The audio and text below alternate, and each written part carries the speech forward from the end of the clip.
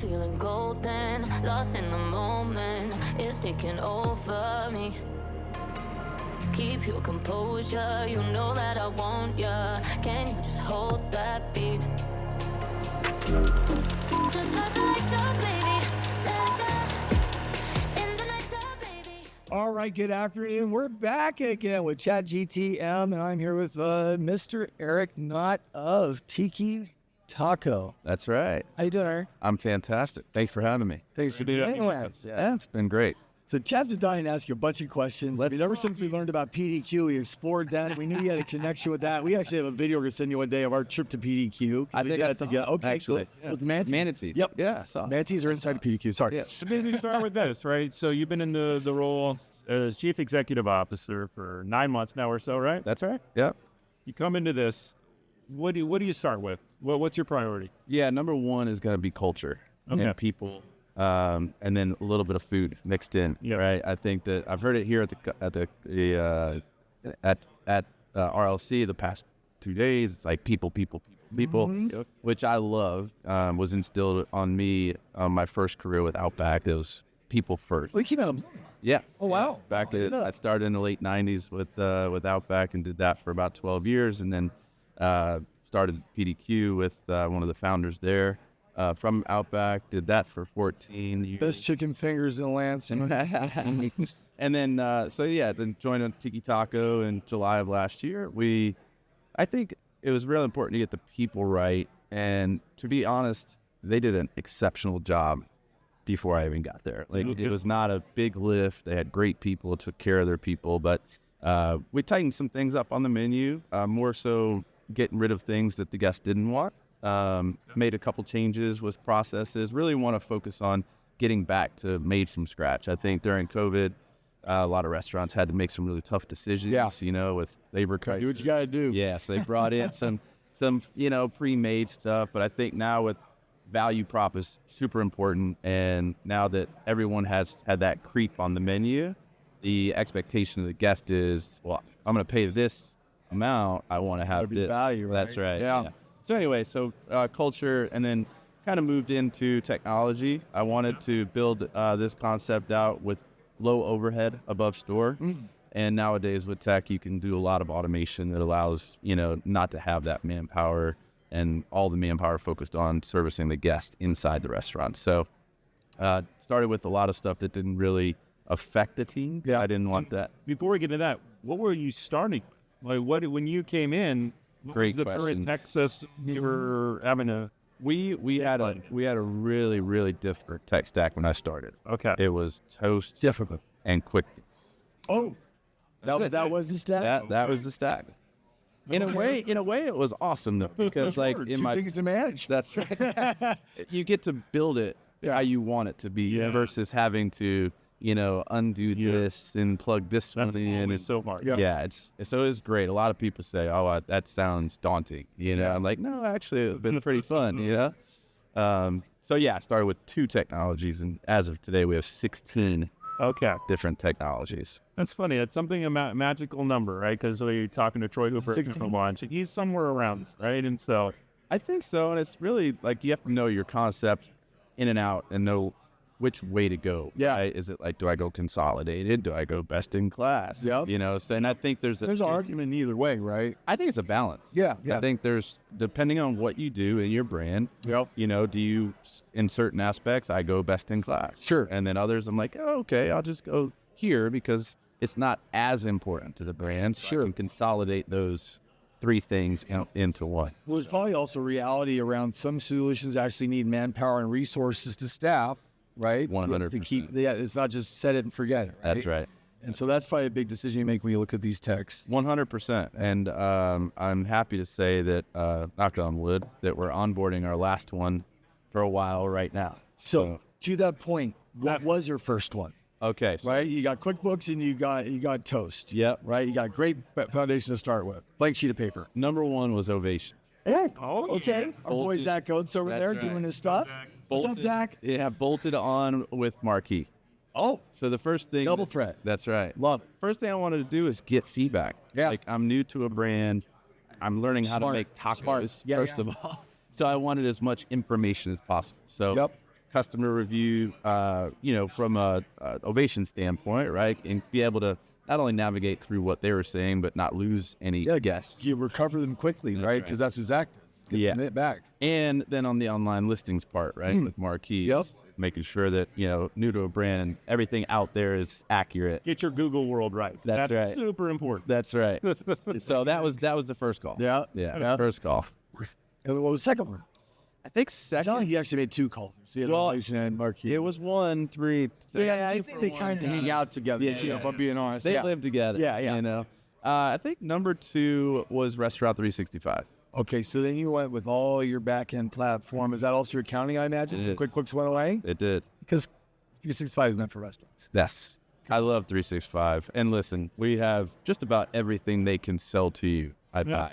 Not everything, but just about. Perfect check on them. Yeah. Accounting. And yet together, they're still just one of the 16. That's right. That's all. Whoa. Really? Yeah. Okay. So there's about 10 things in there, and then there's the other Yeah. 14. Yeah. So 16 stuff. Yeah, it Yeah. is amazing how much technology pipes through a restaurant. Yeah, and honestly, it's I think it's been really nice. I mean, I had started my career in the late 90s, and I think back to how much time we wasted.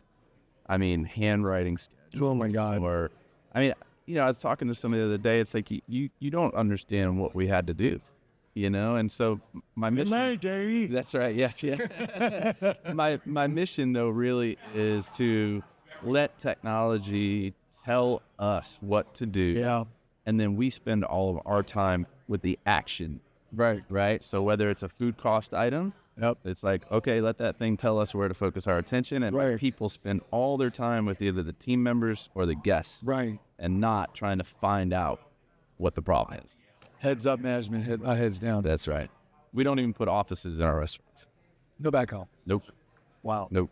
You got to get on a computer or a phone call. You're going to be in the dining room somewhere, so you're visible. You still watch. And That's right. and get to Yeah, 100%. So if you had a blank sheet of paper on all this, you're also applying that to the kind of driving top line sales through the digital channels, right? And you're thinking about loyalty program, you're thinking about e-commerce, third parties. Yep.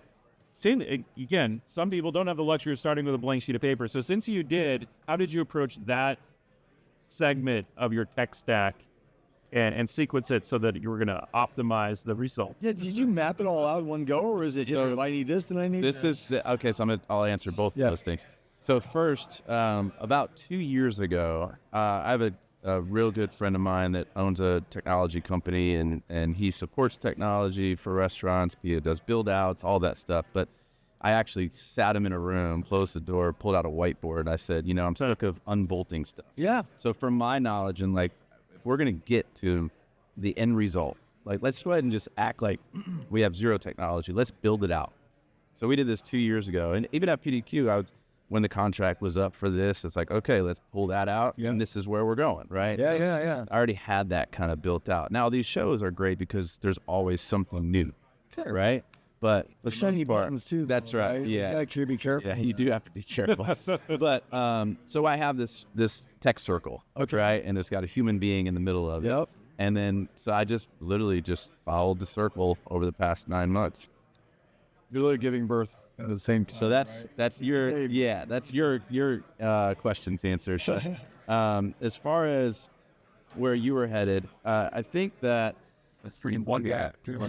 I think the most important piece is that from a revenue standpoint, you got to understand how big you are and what you can do. So for me coming in, I had 3 restaurants. It's like, we're already with Toast. Yep. So let's just bolt on their solutions for now, right? It'll work. It'll start getting our CRM built up. We'll start grabbing emails and numbers. And so we did that and actually I was pretty shocked because we worked really hard at PDQ to get people to join loyalty emails.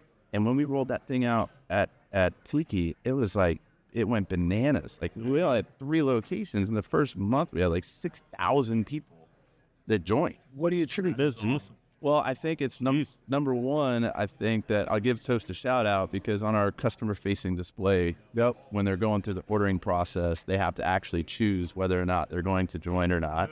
So that's the one. But then 2, I think just getting the team behind what you're doing, right? That's all about the team. So, but So revenue growth, we started with Toast, and then I really enjoy the customer data conversation.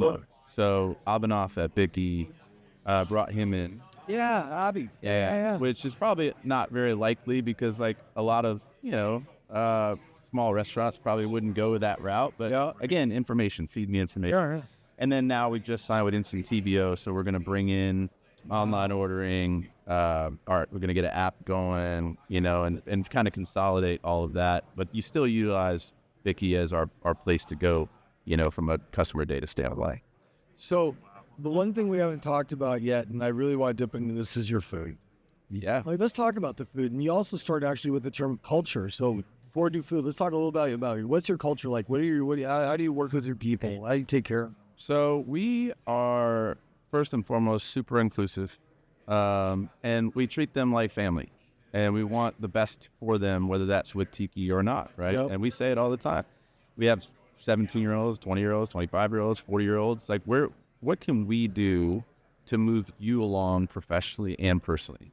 Kind of should be your responsibility, right? It should help them. 100%. Yeah. And it's not about what I want. No. Now, if we coexist and they want to become a manager or a GM or something, Ownership, is it franchising? no franchise yet, but we do do an equity stake for all of our general managers, so that they if they perform well, they get paid just like we do.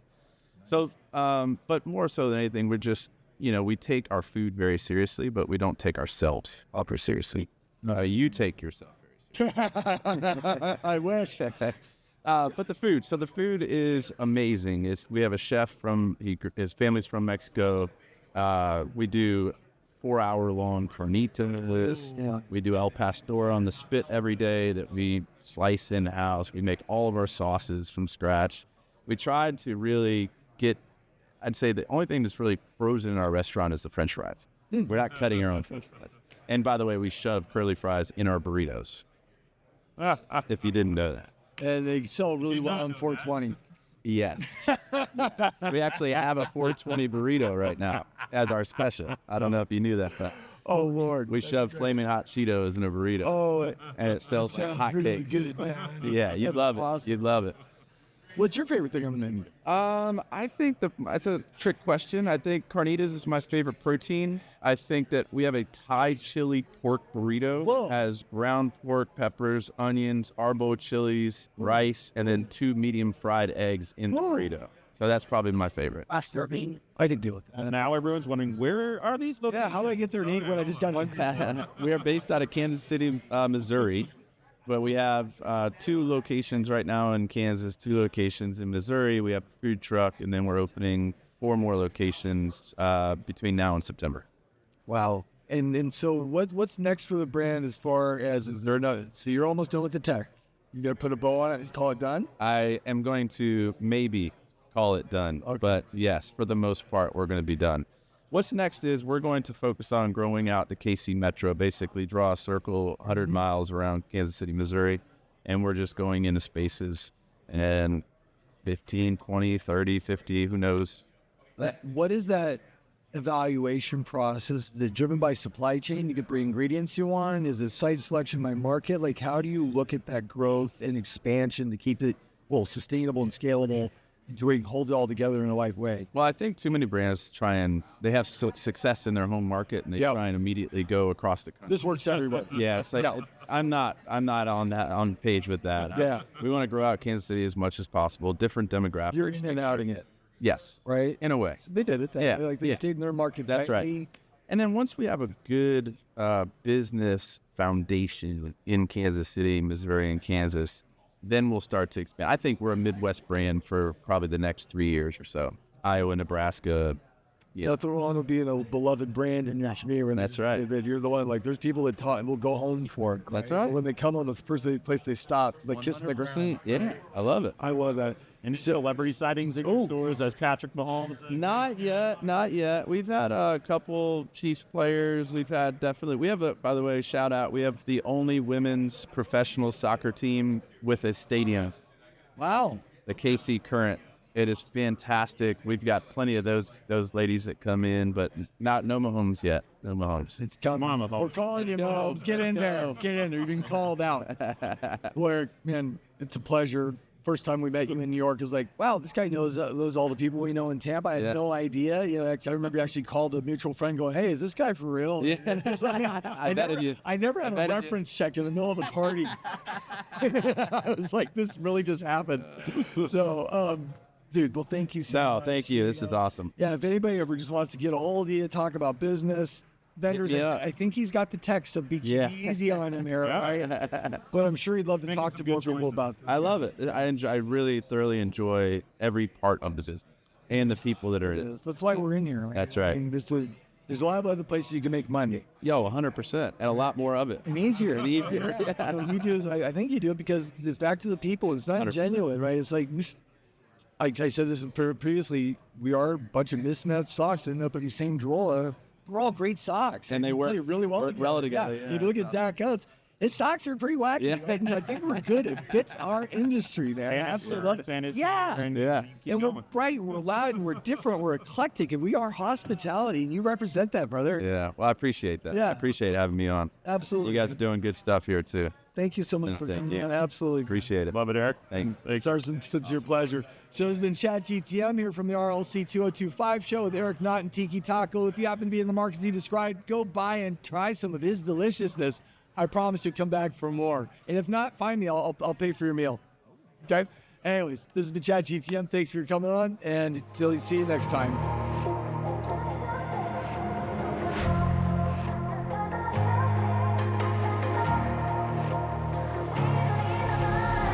I'm feeling golden, lost in the moment. It's taking over me.